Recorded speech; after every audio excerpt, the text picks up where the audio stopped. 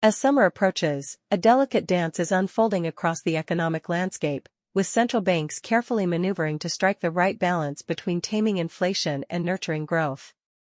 The stakes are high, and the consequences of missteps could ripple through markets and households alike.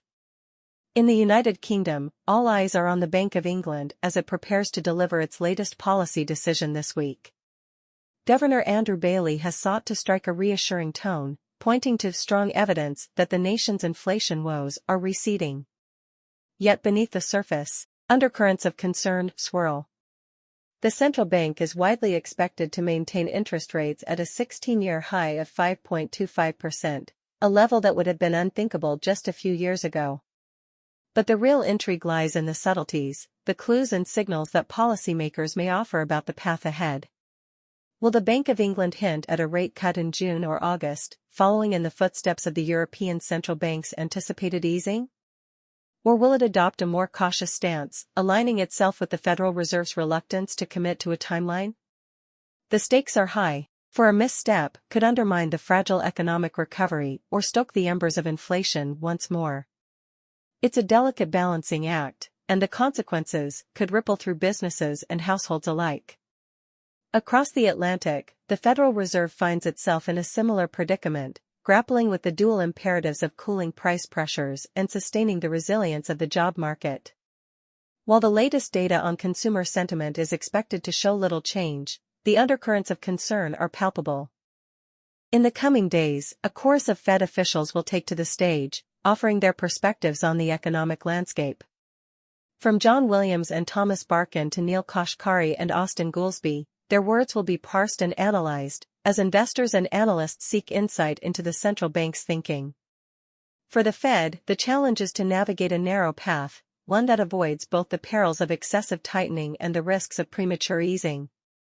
It's a high-wire act, and the consequences of missteps could reverberate through financial markets and main streets alike. Beyond the economic superpowers, the global stage is a symphony of central bank actions, each nation seeking to strike the right chord for its unique circumstances. In Sweden, the Riksbank faces a cliffhanger decision, as it weighs the merits of becoming only the second major developed economy to lower interest rates. The debate is fierce, with policymakers torn between domestic pressures and the implications for the krona's exchange rate. Elsewhere, nations as diverse as Australia, Malaysia, and Brazil grapple with their own challenges, from sticky inflation to sluggish growth. Each central bank must carefully calibrate its response, mindful of the delicate interplay between economic forces and the well-being of its citizens. As we look ahead, it's clear that the road to economic stability is a winding one, fraught with challenges and uncertainties. Yet amid the cacophony of data and projections, a common thread emerges: the recognition that decisive action is required, but that such action must be tempered by wisdom and foresight.